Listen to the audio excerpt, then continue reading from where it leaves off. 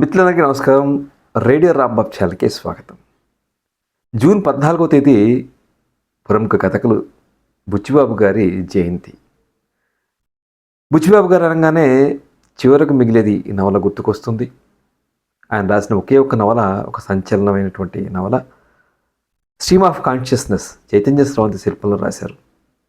ఆయన ఆంగ్ల సాహిత్యాన్ని మధించారని చెప్తారు.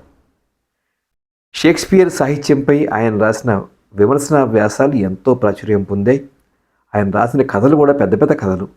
అలాగే ఆ కథల శీర్షికలు కూడా గమ్మత్తుగా ఉంటాయి. ఎల్లోరాల కోలిన శిఖరం, నన్ను గురించి కథ వ్రాయవు, ఇలా ప్రత్యేకంగా ఉంటాయి.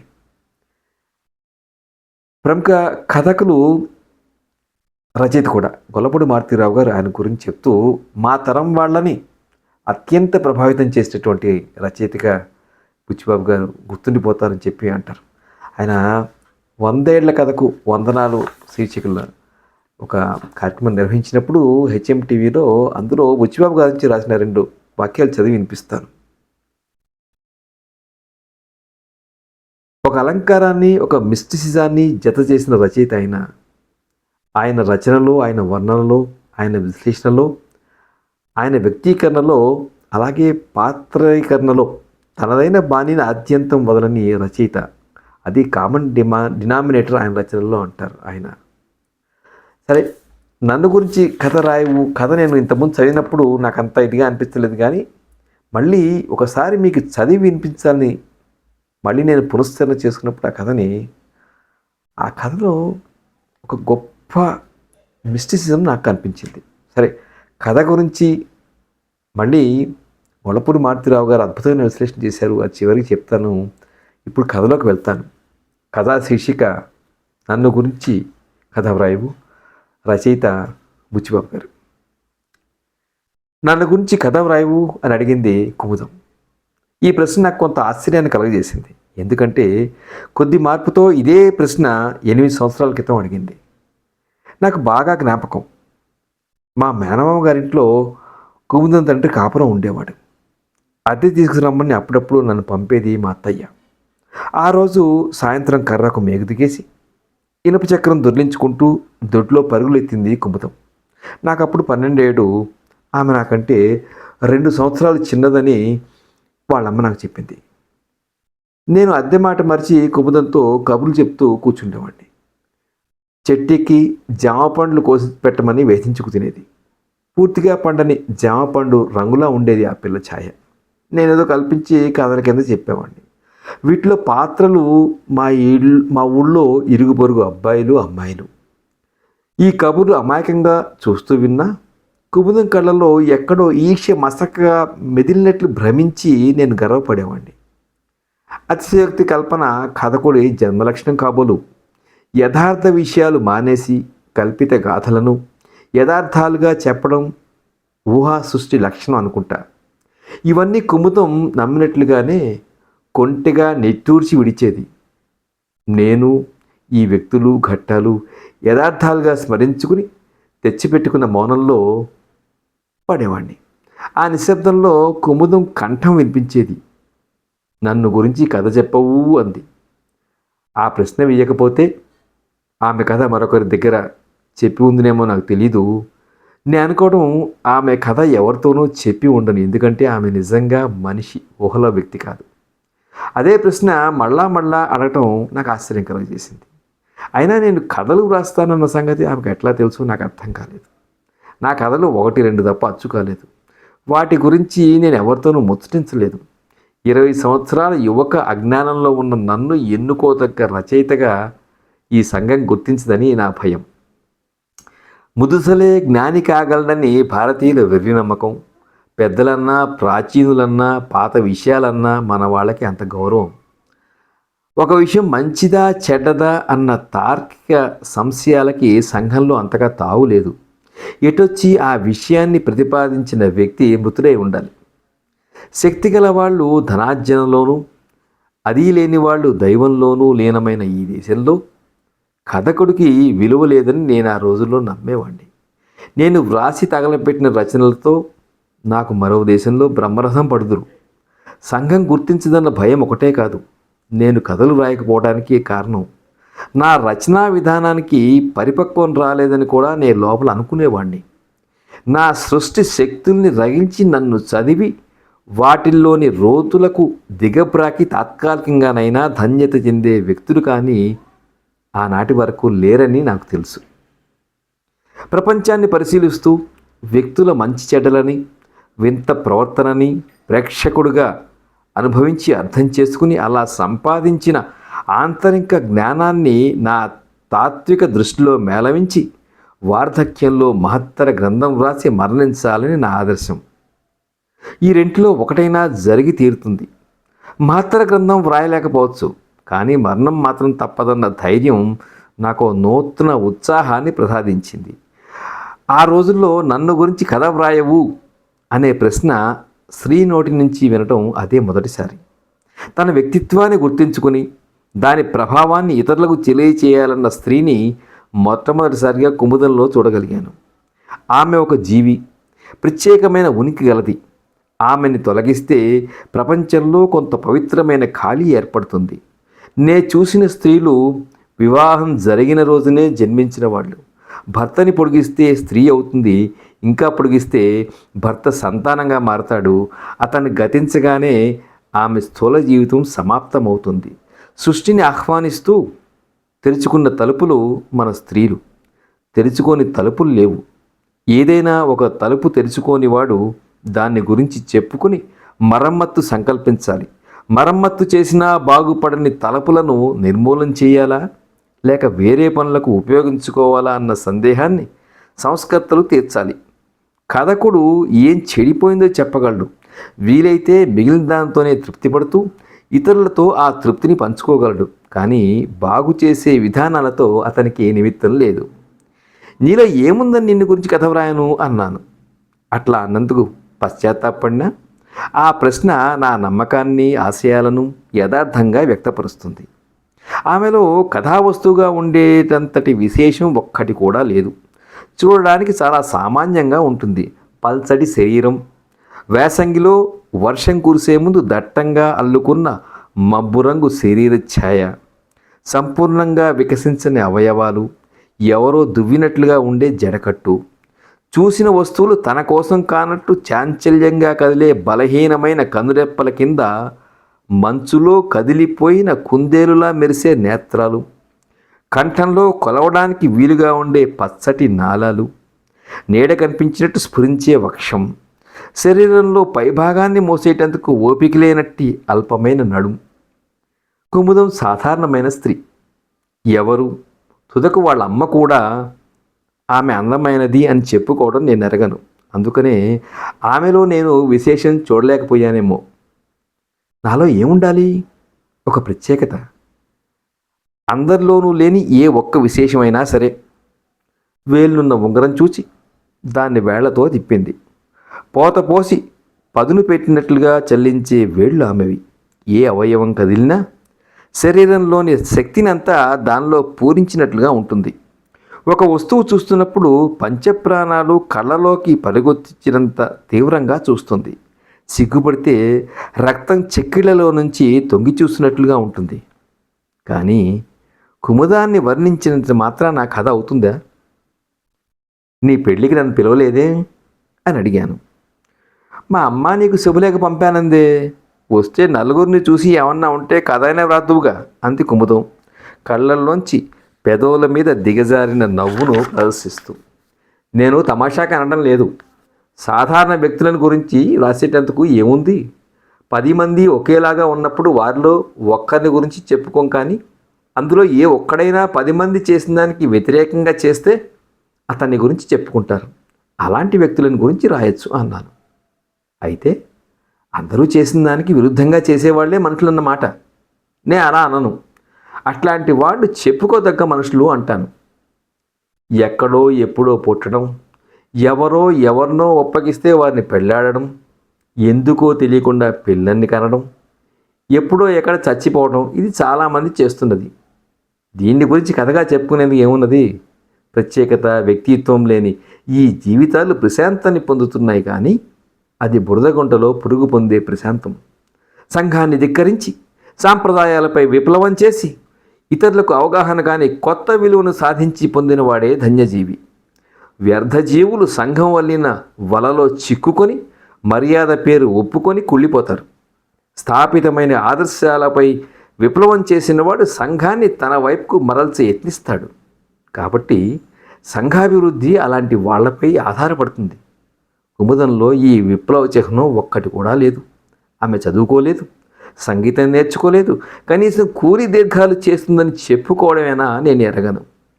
జ్ఞానం వచ్చిన తర్వాత ప్రేమించి చేసుకున్న పెళ్లి కాదు, గొప్ప స్థితిపరులు కాదు, పోనీ బాగా బీదది కాదు, సానుభూతి చూపేటందుకన్నా చక్కంది కాదు, పద్యాలు వ్రాద్దామంటే అనాకారి కాదు, వికృతాన్ని ఆధునికుల ధోరణిలో చిత్రిద్దామంటే మంచివాళ్ళని గురించి వ్రాయచ్చు, చెడ్డవాళ్ళని గురించి వ్రాయచ్చు, కానీ సాధారణమైన వాళ్ళని గురించి వ్రాయడం ఎంతో కష్టం. అసలు వ్రాసేందుకు ఏముంది? కొందరు వ్యక్తులు తల్లిదండ్రుల చర్యల వల్ల ఖ్యాతికెక్కుతారు. కుముదం ఆ తెగకి చెందదు. వాళ్ళ తండ్రి చనిపోయాడు. తల్లి ఊళ్ళో ఓ కొడుకు దగ్గర ఉంది. వాళ్ళ కుటుంబానికి చరిత్ర లేదు. మీ ఆయన ఏం చేస్తున్నాడు కుముదం? ఎల్టీ చదువుతున్నాడు. స్కూల్ మాస్టర్ అవుతాడనమాట. ఏ పని దొరకని వారికి అదే ఆదరణ. మంచివాడేనా? నవ్వింది. మంచి అంటే నాకేమి తెలుసు? నీకు తెలియాలి, కథలు రాసేవాడివి. ఓస్, దప్పడం కాపులు అది కాదు కుముదం. అందరిలా కాపరానికి వెళ్ళి పిల్లల్ని కంటే ఏమిటి ప్రయోజనం? ఏదో ఒక గొప్ప కార్యం సాధించాలి, సంఘాన్ని ముందుకు నెట్టాలి. ఇక్కడికే భారతమాత ఈ సంతానాన్ని పోషించలేకపోతుంది. నాకింకా పిల్లలు లేరు. అయితే ప్రతి ఆడది పెళ్లి చేసుకోకుండా పెళ్లి పందిళ్ళల్లో పికెటింగ్ చేయాలంటావా? పెళ్ళి వద్దు అని నేను అనడం లేదు. వివాహం స్త్రీ జీవితంలో ప్రధాన ఘట్టం. అందులో నువ్వు సాధించింది ఏముంది? ప్రేమ, సౌఖ్యమా, ఆధ్యాత్మికమా, దేశభక్త్యా? ఏదీ లేదు. పెళ్లి చేసుకున్న ప్రతి స్త్రీ భర్తను వదిలేస్తే నువ్వు కథలు రాస్తానంటావు, అంతేనా? అంత పచ్చిగా అడిగినందుకు నాకు రోషం వచ్చింది. వదిలేస్తే చాలదు, మరో గొప్ప విలువని సాధించాలి. అంటే ప్రేమ లేని వివాహానికి విలువ లేదనుకుంటాను. నీకేం తెలుస్తుంది? నీకు పెళ్లి కాలేదు. ఆ విలువను సాధించగలిగితేనే వివాహానికి అర్థం ఉంటుంది. అట్లయితే ప్రతి స్త్రీ భర్తను వదిలేసి మరొకరితో ఉండాలందు ప్రేమను సాధించేందుకు. అలా అడిగినందుకు నాకు నవ్వొచ్చింది. దానికోసం ఆ త్యాగం చేయగలిగితేనే మెచ్చుకుంటాను అన్నాను. కుముదం మాట్లాడలేదు. ఈ భావాలు ఎంతవరకు ఆమెను కలవర పెట్టాయో నాకు తెలియదు. స్త్రీ ప్రకృతి పైన ఒత్తిడి కలిగించేది భావాల్లో సహజమైన ఉద్రేకమో నేను చెప్పలేను. అది తెలిస్తే స్త్రీ హృదయం అర్థం చేసుకున్నట్లే. కానీ మాటల కోసం తడుముకుంటూ నిదానించింది. ఏమిటి సందేహం? ఏమీ లేదు. ఏదో చెప్పాలనుంది, ఎలా చెప్పాలో తెలియటం లేదు. నేను చదువుకున్న దాన్ని కాదు కదా. ఉండు, ఆలోచించని. నేను ఆమె కళ్ళకేస్తూ చూస్తూ కూర్చున్నాను. నిదానించి చూస్తే ఆమె మొహంలో ఒక వింత ఆకర్షణ ఉంది. ఆమె శరీరంలో వంపులు, ఎత్తుపల్లాలు సూర్యరశ్మి సోకినప్పుడు తీర్చినట్లుగా విప్పారుకున్నాయి. ఆ కళ్ళు ఆమెకి ఉపయోగం లేవు కాబోలు. మనుషులకు ఆత్మ ఉందో లేదో నాకు తెలియదు, కానీ ఆమెకు మాత్రం లేనట్లుగా నాకు అనిపించింది. మరో లోకంలో ఆత్మని మర్చిపోయి శరీరాన్ని తన ఇష్టం లేకుండానే ఇక్కడికి రప్పించినట్లు సంచరిస్తుంది. ఈ ప్రపంచంలో మూసుకొని మరో లోకంలో తెరుచుకున్న నేత్రాలు ఆమెవి. కానీ సూర్యుడు, చంద్రుడు ఎప్పుడూ చూస్తుంటాను, కానీ ప్రతిసారి ఎందుకో కొత్తగా కనపడతాయి. మంచినీళ్ళు రోజూ తాగుతాను, కానీ ప్రతిసారి ఎంతో కొత్తగా ఉంటాయి. నక్షత్రాలు. నేను పెడతానని లేచాను. నక్షత్రాలు. మంచిది. ఆమెను గురించి ఏం కథ వ్రాయను? క్రితంసారి మేం కలుసుకుని 4 ఏళ్ళయింది. ఈసారి కుముదం గారి ఊరు అద్దె కోసమే వెళ్ళలేదు, వేరే పనుండి వెళ్ళాను. మధ్యాహ్నం 2 గంటలు దాటింది. నడి వేసంగి ఎండ నన్ను నీడకి తరిమింది.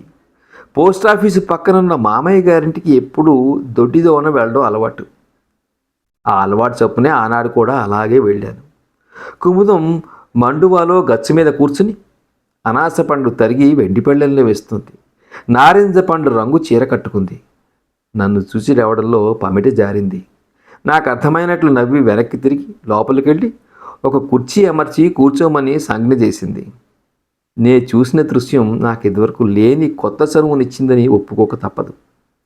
మనిషి శీలానికి, వ్యక్తిత్వానికి మొహం ఒకటే నిదర్శనం కాదనుకుంటాను.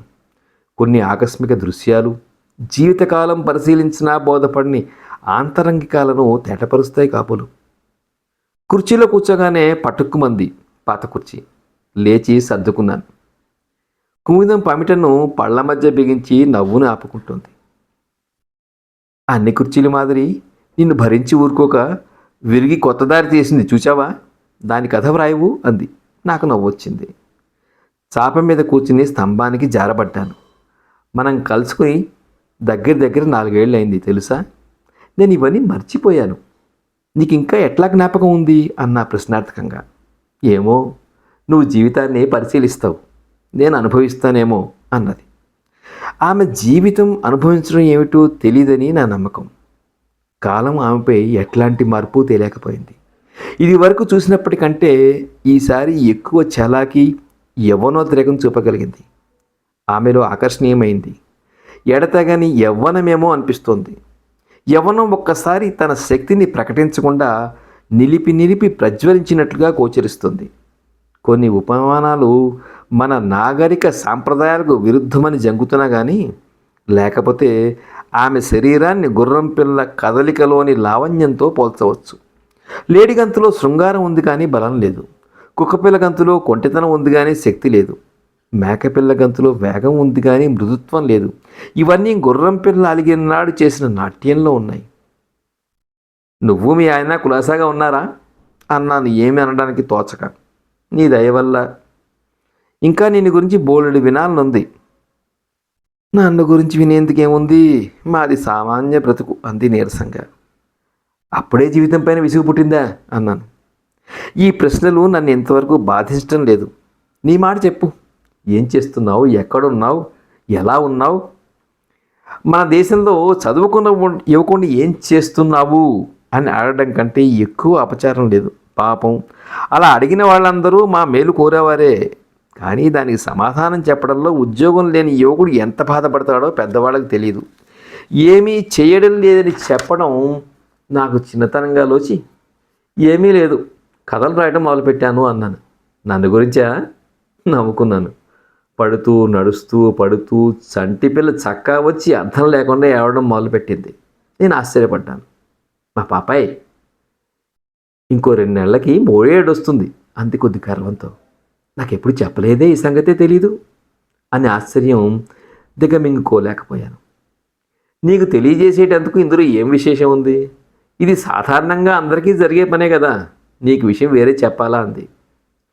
ఆమె అంతవరకు తన పిల్లని గురించి చెప్పకపోవడం చూస్తే నాకు మరీ ఆశ్చర్యం కలిగింది. దానికో పాపాయి పుడుతుంది, ఎప్పుడో ఎక్కడో. అది ఎవరినో ఎక్కడో పెళ్లి చేసుకుంటే దానికి మరో పాపాయి ఎక్కడో పుడుతుంది. అలా జరిగిపోతుంది. ఇందులో ఆశ్చర్యపడాల్సిన విశేషం ఏముంది? కుముదంలో మాతృత్వం తాలూకు చిహ్నాలేవి నాకు కనపడలేదు. పిల్లలని చూసుకుని తల్లులు పడే గర్వం ఆమెలో లేదు. ఆ ప్రశంస ఎత్తాలని ఆమెకు తట్టనే లేదు. ఆమె శరీర పటుత్వాన్ని చూస్తే ఆమె ఈ పిల్లల్ని కన్నదా అనిపించింది. పిల్లలు, భర్త, సంసారం ఇవేమీ ఆమె నిజ శరీరాన్ని తాకి పంచుకున్నట్లు లేదు. నీ పోలిక, వాళ్ళ నాన్న పోలిక ఏమో నీకే తెలియాలి. నాకెట్లా తెలుస్తుంది? నేను వాళ్ళ నాన్నని చూడనే లేదుగా. వీధిలో ఉన్నారు, చూడకూడదు? వీధిలో అరుగు మీద విద్యార్థులతో ఆయన పడుతున్న అవస్థ నాకు వినపడుతూనే ఉంది. వెళ్ళేటప్పుడు చూడొచ్చు అనుకున్నాను. కుముదం పిల్లని లోపల తీసుకువెళ్ళిపోయింది. ఆకులో అనాస మొక్కల నుంచి మంచినీళ్ళు పెట్టింది. పాపం, ఎండలో వచ్చావు, నీ మొహం వాడిపోయింది. నిజంగా మనం పెద్దవాళ్ళు అయిపోతున్నాం కదూ. నా మాట తెలియదు కానీ నువ్వు మాత్రం ఇంకా చిన్నదానం అవుతున్నావు అన్నాను. అది అబద్ధం, ప్రకృతి విరుద్ధం. కొంతసేపు ఎవరం మాట్లాడలేదు. ఎందుకో కొన్ని సమయాలలో ఆమెతో మాట్లాడుతున్నప్పుడు బుర్ర ఖాళీ అయిపోతుంది. సిగరెట్ పీలుస్తూ చీట్లాడుకుంటున్న సమయంలో అమాంతం గదిలోకి చిరుతపులి వచ్చినప్పుడు బుర్ర ఎట్లా పనిచేయదో అట్లాగే ఆమెతో సంభాషణ. దేశంలో సంతానం ఎక్కువైపోతున్నారు. ఇట్లా 10 సంవత్సరాలు జరిగిందంటే తినేందుకు తిండి ఉండదు అంటున్నారు సాంఖ్య శాస్త్రవేత్తలు, తెలుసా అన్నాను. అది నీకు తెలీదు. మనం ప్రకృతికి దాస్యం చేయడం తప్పదు. దాస్యం నేను సహించలేను, కానీ అది తప్పదు అనుకుంటాను. నేను ఎదురు తిరగలేక కాదు, నాకు అది ఇష్టం లేదు. జీవితానికి తల ఒగ్గి ప్రపంచాన్ని అంగీకరిస్తాను. అదే పొరపాటు. అంగీకారం ఆదర్శం లేని వ్యర్థజీవి విముఖత్వం కావచ్చు. సృష్టిలో నేనెంతో అల్పురాలనని తోటివాడినైనా నీకే తోచినప్పుడు సృష్టి ఎందు నేనేం తిరుగుబాటు చేయగలను చెప్పు.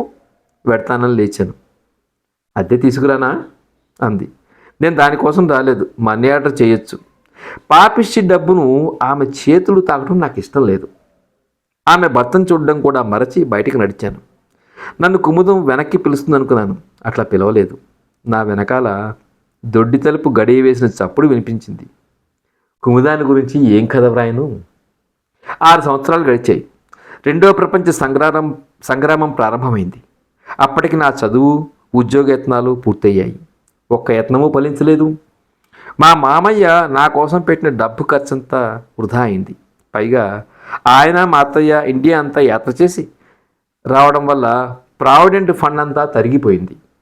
నిరుద్యోగ సమస్యను గురించి బోలెడు కథలు రాశాను. సమస్య పరిష్కారం కాలేదు. ఆంగ్లంలో ఈ సమస్యను పరిష్కరించడానికి కొన్ని సలహాలని వ్యాసాలు రాశాను. ఎవరూ వాటిని గుర్తించినట్లేదు. కొన్ని సమయాలు రాజకీయ యజ్ఞంలో దిగి జైలు కడదాము అనిపించేది. అప్పుడు భక్తికి లోటుండదు, కీర్తి దక్కుతుంది. పైగా జైల్లో నీ తలపెట్టిన మహత్తర గ్రంథాన్ని రచించడానికి మంచి అవకాశాలు ఉంటాయి. కానీ రాజకీయాల్లోకి దిగడం ఎట్లా? పర్వాలేదురా అబ్బి, యుద్ధం వచ్చింది, దేవుడి ధర్మం అంటూ నీకేదో ఉద్యోగం దొరక్కపోదు అని మామయ్య ఓదార్చేవాడు. నాకు నచ్చిన ఉద్యోగం ఒకటి ఖాళీ వచ్చింది. మామయ్య దరఖాస్తుకి ఇంటర్వ్యూకి ఓ 50 రోకులుంటే నాకు లభించవచ్చు. వెంటనే మామయ్యకి ఓ భావం తట్టింది. రే, కుముదం గారింటికి వెళ్ళి 2 నెలల అద్దె ముందుగా ఇస్తానని కనుక్కురా అని నన్ను సాగనంపాడు. సూర్యుడు పడమటింట్లో గృహప్రవేశం అవగానే తలుపు వేసి కిటికీ కత్తెలు దగ్గరగా లాగడానికి సిద్ధపడినట్లు మేఘాలు చురుగ్గా విహరిస్తున్నాయి. కుముదం గారి దొడ్లో ఎన్నో ఇదివరకు చూడని కొన్ని మొక్కలు, చెట్లు ఉన్నాయి. కొబ్బరి చెట్లు మేఘాలతో ఏకీభవిస్తున్న ఆకాశంలోకి పొడుచుకొని ఆడిపోతున్నాయి. జామ చెట్టు వార్ధక్యం వచ్చిన దాని వల్లే ముడుచుకుంది. ఆ అల్ప ప్రకృతిలో ఒక్కటీ నారాక గుర్తించినట్లు లేదు. చెట్ల కొమ్మలకి ఉయ్యాల అమర్చబడి ఉంది. నూతిపళ్ళెం వైపు నుంచి ఓ పాపాయి పాకుతూ వస్తున్నాడు. వాడితో ఏదో మాట్లాడాను. వాడికి ఏమీ అర్థం కాక జీవిత రహస్యం తెలుసుకోలేకపోయిన వేదాంతిలా నిరర్ధకపు ఏడుపు మొదలుపెట్టాడు. చెట్ల గుబురు మధ్య కుముదం మేఘాల మధ్య నక్షత్రంలా కదిలింది. నక్షత్ర బుందల నుంచి విడిపోయిన పిల్లకాంతిలా మరో చిన్నపిల్ల పరుగులెత్తింది. కుముదం చేతిలో గుణపాన్ని కరవాటెట్టి పమిటని పళ్ళ మధ్య బిగించి పైకి లాగి చేతిలో ఉన్న మొక్కను నా ముందు పడేసింది. చూసావా, ఈ ఆకుని ఎట్లా తినేస్తుందో ఈ చిత్రమైన పురుగు. ఈ పురుగు అందమైందే, మొక్క అందమైందే. అందాన్ని చూచి అందం ఓర్చలేదు కదూ. నేనేమీ మాట్లాడలేదు. నువ్వు వచ్చి ఎంతసేపు అయింది? పిలవలేకపోయావా, లేక నా పేరే మర్చిపోయావా అంది. లేదు, ఈ తోటని చూస్తూ ఆశ్చర్యపడుతున్నాను. ఇందులో ఆశ్చర్యం ఏముంది? విత్తనం వేసి నీళ్లు పోస్తే మొక్క మొలుస్తుంది. ఇవన్నీ సాధారణమైన మొక్కలు. కొంటిగా నవ్వింది. మా పాపను చూసావా, పెద్దదైంది. నువ్వు ఇంక సంబంధాలు చూచిపెట్టే సమయం వస్తుంది. వాడు మా రెండోవాడు. ప్రకృతి అంటే పడదు, అన్నింటినీ ధ్వంసం చేస్తాడు. వీడు మా మూడోవాడు. వీడికి నాలా ప్రపంచంతో నిమిత్తం లేదు. పాపా, బకెట్ తీసుకురా. అమ్మాయి బకెట్ తీసుకొచ్చింది. కుముదం చిన్నప్పుడు జామ పండు తింటున్న దృశ్యం జ్ఞాపకం వచ్చింది. కొంచెం నీళ్ళు తోడిపెట్టు, చేతులు కడుక్కుంటా అంది. నేను తోడాను. బకెట్లో సగం నీళ్లు నూతిలోనే పడిపోయాయి. నీళ్లు తోడడం తెలియపోతే ఎట్లా నోయ్? నీ భార్య బయట ఉంటే నువ్వే తోడుకోవాలి. నాకు ఇంకా పెళ్లి కాలేదు. నమ్మలేనట్లు చూసి మౌనంలో పడింది. నాకు ఉద్యోగం లేదు, ఎందుకు పెళ్ళి అని స్వాగతం చెప్పుకున్నాను. కుముదం నా మాట వినిపించుకోలేదు. చీరని పాదాలపైకి తీసింది. ఆమె శరీరానికి మాతృత్వం పరిపూర్ణతనిచ్చింది. వయసు మొహాన్ని వైరాగ్యాన్నిచ్చిన వార్ధక్యాన్ని ఇవ్వలేకపోయింది. మట్టిలో నీళ్లు కలిసి వింత సువాసన నన్ను ఆవరించింది. మొహాన్ని పమిడితో తుడుచుకుంది. తడిసిన పమిటి పర్వత శిఖరాగ్రానికి ఎగబరకేవాడికి పట్టు దొరికినట్లు వక్షాన్ని అదిమి పట్టుకుంది. సూర్యుడి కడసారి కిరణం లోయలో నీడ ఒక్కసారి వెలిగించి మాయమైంది. సంధ్య అందాన్ని అనుభవించాలన్నవాడు కుముదంతో ఉండాలి. సంధ్యలో నేనెప్పుడూ చూడని ప్రత్యేక శోభని ఆనాడు చూడగలిగాను. రా, ఉయ్యాల మీద కూర్చో. వెనక విరిగిన కుర్చీ ఇంతవరకు బాగు చేయించనే లేదు. ఏదో ఒకటి వస్తూనే ఉంటుంది, తీరిక లేదు. కుముదం గడ్డిలో కూర్చుంది. అమ్మాయి వేదాంతిని ఎత్తుకుని లోపలికి వెళ్ళింది. రెండో వాడు ధ్వంసం చేసేందుకు మొక్కలు లేవన్నట్లు గడ్డినే దిమిసిలా మర్దిస్తున్నాడు. మనం కలుసుకుని చాలా రోజులైంది తెలుసా? ఆహా, దగ్గరగా 6 సంవత్సరాలు అయింది. నువ్వు చాలా మారిపోయావు. మంచికా చెడుకా అని అడుగుదాం అనుకున్నాను. నన్ను మాట్లాడనీయకుండానే ఎక్కడెక్కడికి వెళ్ళింది, ఏం చేస్తున్నది అంతా చెప్పు నిన్ను గురించి అంది. ఉత్తర హిందుస్థానం వెళ్ళా. ఎక్కడా మంచి ఉద్యోగం దొరకలేదు. మామూలుగా ఇండియాలో మనిషి 28 ఏళ్ల కంటే ఎక్కువ కాలం జీవించడు అంటారు సాంఖ్యశాస్త్రకారులు. దాని ప్రకారం నేను 4 ఏళ్ల క్రితమే చనిపోయి ఉండాల్సింది. అల్పాయు గలవాళ్ళు సుఖంగా ఉండగలరు మన సంఘంలో. కుముదం సానుభూతి చూపి జాలి పడుతుందని నా ఉద్దేశాన్ని ఎంతో కసితో భయంకరంగా ప్రకటించానేమో. ఉద్యోగం లేకపోతేనే దానికోసం జీవితాన్ని తిట్టొచ్చా? ఉద్యోగంలో పడ్డావంటే అదే లోకం. మరి ప్రపంచంతో సంబంధం ఉండదు. ఎవరికో బానిసనై స్వేచ్ఛ పోగొట్టుకుంటావు. ఆడాళ్ళకి ఉద్యోగం చేసే బాధ లేకపోవడం ఎంతో మెరుగు. ఉద్యోగం చేయనందుకు నన్ను అందరిలా ఆక్షేపిస్తూ తిట్టకుండా మెచ్చుకున్నందుకు నేను కుముదాన్ని కొంత గౌరవించాను. పాశ్చాత్య దేశాలలో స్త్రీలు పొట్టకూటి కోసం భర్తలకు మన వాళ్ళలా అమ్ముడు పోరు అన్నాను. అప్రయత్నంగా 2 గడ్డి పూలను తెంచి జుట్టులో అమర్చుకుంది. మనకి ప్రపంచంలో ఎవరో ఒకరికి దాస్యం చేయడం తప్పదేమో అనిపిస్తుంది. దేవుడు సైతం భక్తుడికి దాసుడి కావడం లేదు. నాకింతవరకు ఉద్యోగం ఇవ్వని ఈ సంఘాన్ని గౌరవించి ఎందుకు సేవ చేయాలో నాకు తెలియడం లేదు.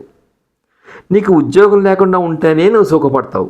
అయినా నీ పిచ్చి కాకపోతే నీకు ఉద్యోగం ఎవరో ఇచ్చేదేమిటి? నువ్వేదో గొప్ప కార్యం చేయడానికి పుట్టానని వెనక చెప్పావు.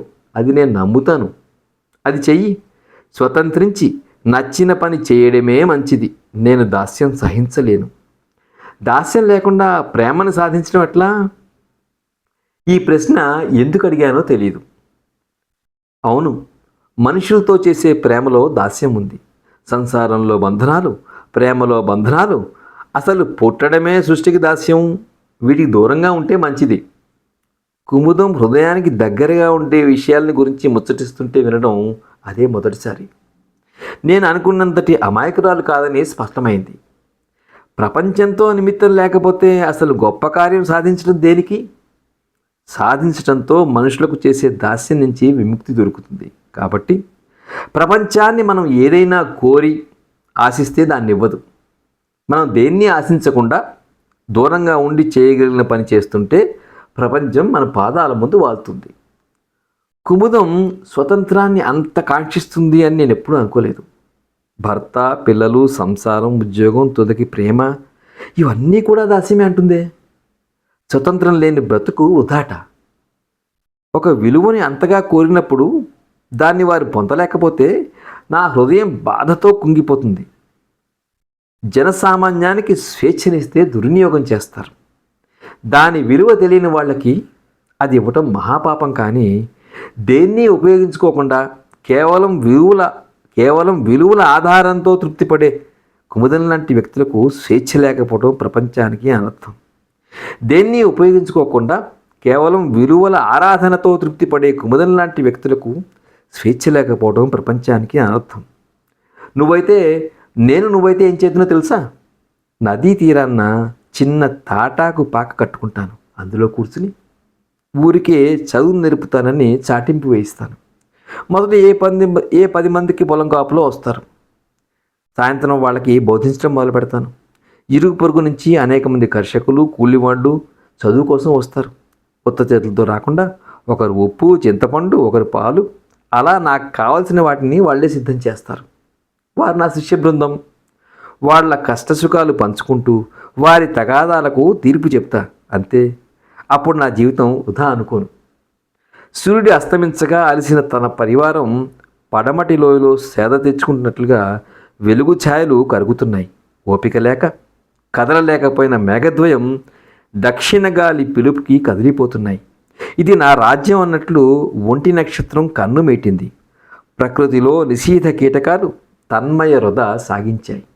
మా సంభాషణ విని విని విసిగెట్టిన పుష్పాలు చీకటి ప్రశాంతంలో ముడుచుకున్నాయి. తూర్పు ఆకాశం జడవిప్పుకుంది. కుముదం తలలో తెల్ల వెంట్రుక కనిపించింది. తెల్ల వెంట్రుక అన్నాను ఉన్న చోట వేలు మెదుపుతూ. ఎన్నాళ్ళని యవ్వనానికి శరీరం దాస్యం చేస్తుంది, దానితో అది చూసుకుంటుంది.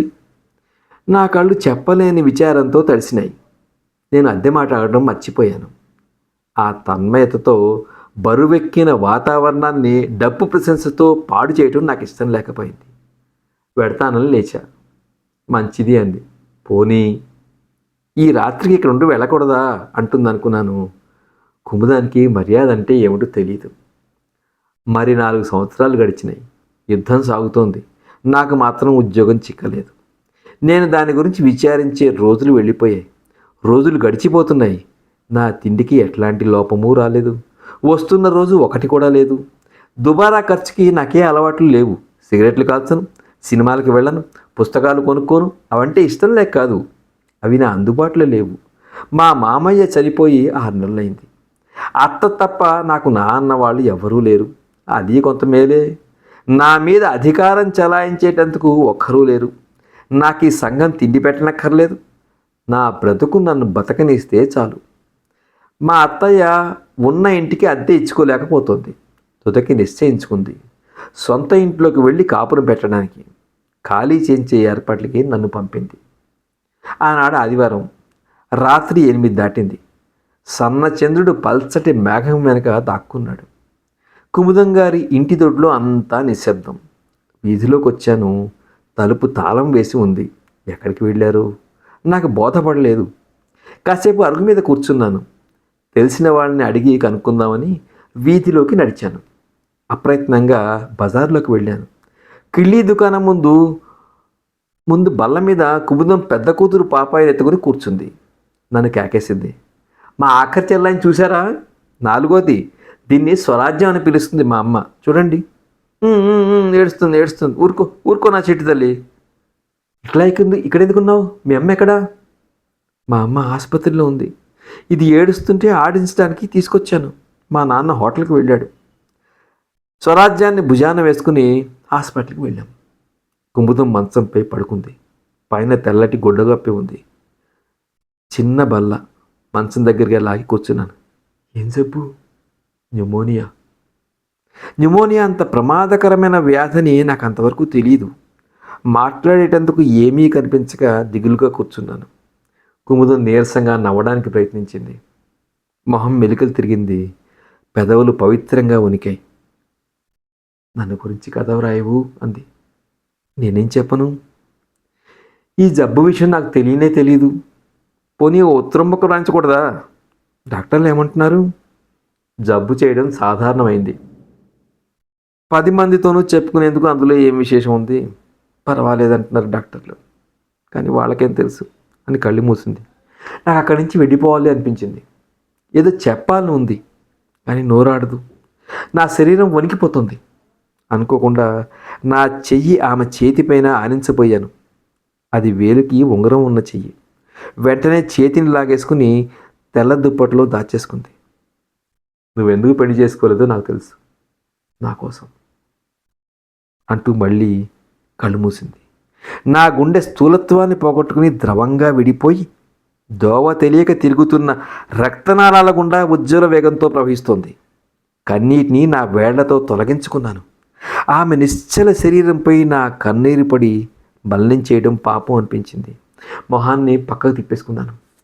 కిటికీ అద్దం నుంచి నిశీధి నల్ల త్రాచులా లోకాన్ని అల్లుకుంటోంది. నీ స్థితి చూస్తే నాకెంతో బాధగా ఉంది అన్న కన్నీరు దిగమింగుకుని. నాకు నిర్విచారం. ఈ ప్రపంచం నాదైతేగా విచారానికి. నువ్వు మాత్రం కళ్ళు మూసి మరి విప్పలేదు.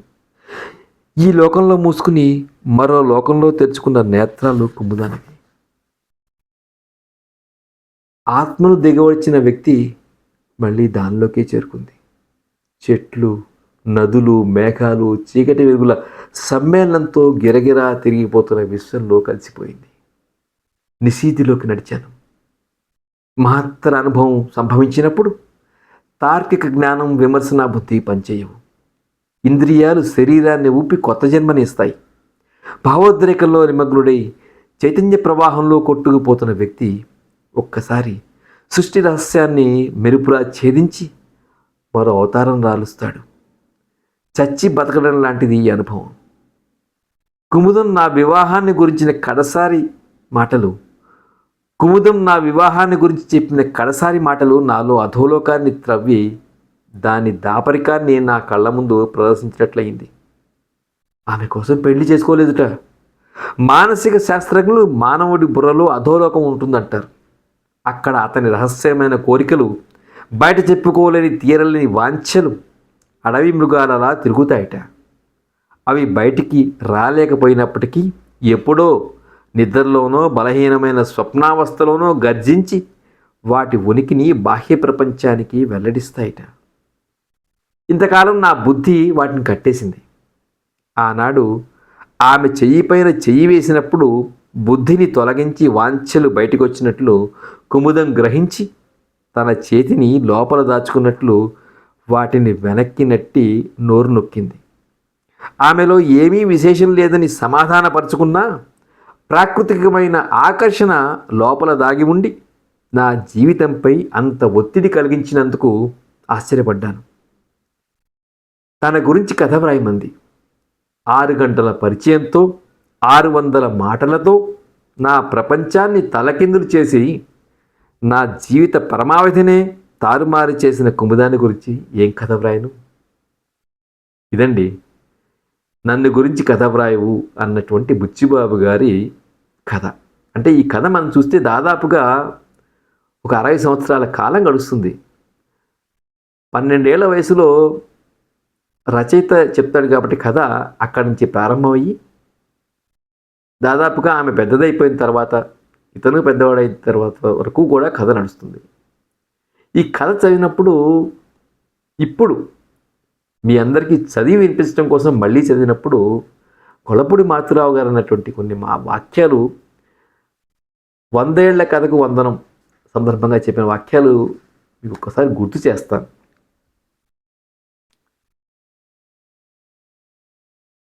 ఇది తెలుగు కథా సాహిత్యంలోనే ఒక మైలురాయి నేను చెప్పగలను. ఈ కథని 2వ ప్రపంచ యుద్ధం తర్వాత 1946 ప్రాంతాల్లో తాను రాశానని కథలో రచయిత చెప్పుకున్నారు. అయితే ఇంగ్లీష్లో ఆలోచించి తెలుగులో రాస్తారు బుచ్చిబాబు. ఇది ఉద్దేశపూర్వకంగా వచ్చిన విషయం కాదు, అనుభవపూర్వకంగా అలవాటుగా వచ్చింది అని చెప్తూ మారుతిరావు గారు మాట అంటారు. ఇలా రాసిన 2-3 పేర్లు నేను చెప్తానంటారు. ఒక ఆయన ఇచ్చాపురం జగన్నాథరావు, మరొకరు నేనే అని చెప్తారు ఆయన. ఒక చోట చూడండి 2-3 వాక్యాలు ఆయన కోట్ చేస్తారు. భర్తని పొడిగిస్తే స్త్రీ అవుతుంది, ఇంకా పొడిగిస్తే భర్త సంతానంగా మారతాడు అని చెప్పి రచయిత రాస్తారు. దాన్ని ఇంగ్లీష్ వాక్యాలు ఎలా ఉంటాయో చెప్తారు.